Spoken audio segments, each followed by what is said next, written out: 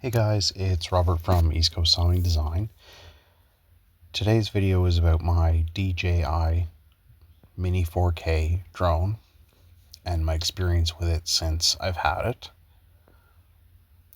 It's the second week of March 2026, so I've had the drone about nine and a half months now.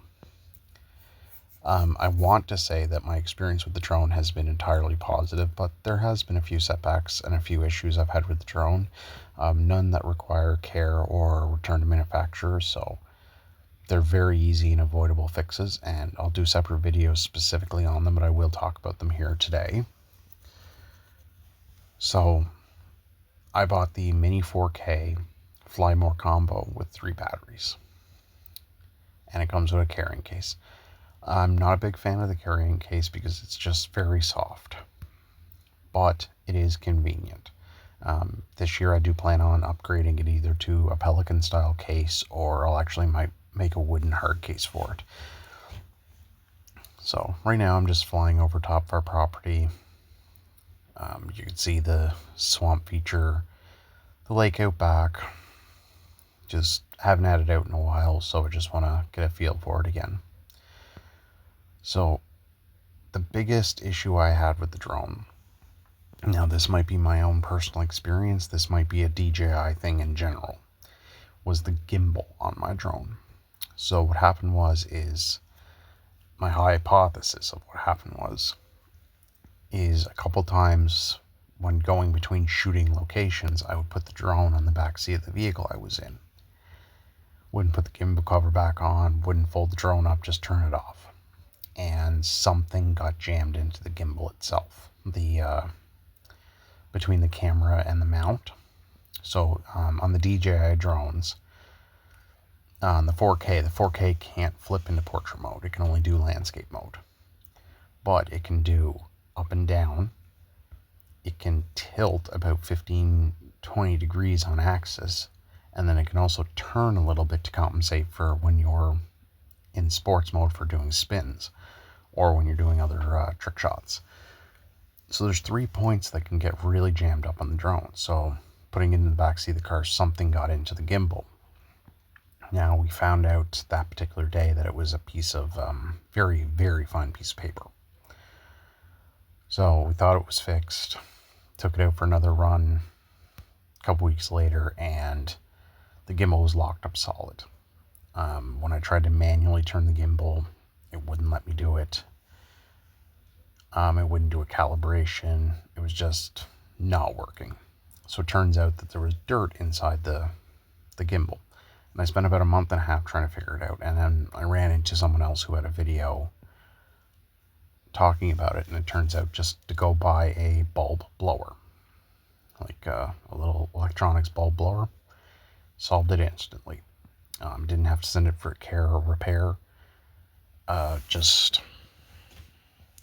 that was a quick and easy thing, and I actually keep that in my kit because I was out later on last year and flew it on a beach. And when you land on wet sand, it's fine. But when you land on dry sand, same thing. So that's been the only real negative I've had with the drone. A couple times I've had GPS positioning problems with the gimbal.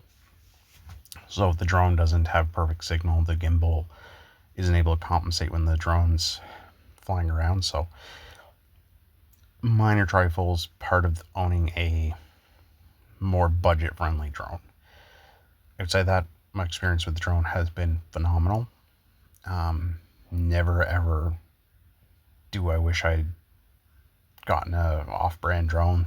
My biggest reason for getting a DJI drone, as I've mentioned before, is they have a lot of history, a lot of innovation.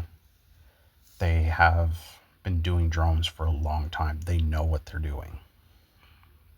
So it was my biggest reason for getting the DJI, and the 4K specifically because I didn't necessarily want or need some of the advanced features that the Mini 3 Pro, the Mini 4 Pro, and the newly released Mini 5 Pro had to offer. Obstacle avoidance It's nice. There's been a couple times I've taken the drone places I really shouldn't have, and obstacle avoidance may have helped me there.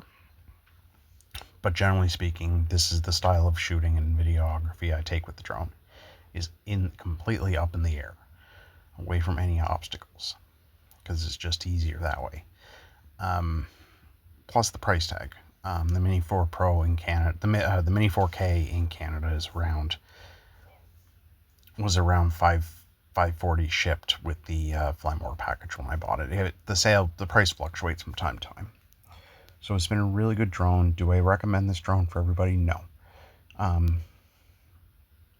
If you want to use it for vlogging, if you want to take it into like crowded urban areas, probably not the drone for you.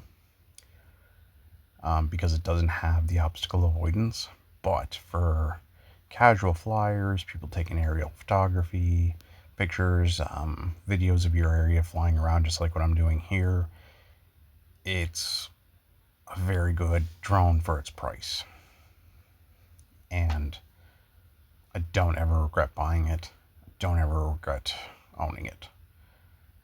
So, I'll have separate videos out about the blower bulb repair and some other stuff, and I'll do a video compilation of my experience with the drone from the day I bought it till today. So, and I'll leave links in the description for Amazon where you can get the drone. So, hope you like it, everybody. Thanks for watching.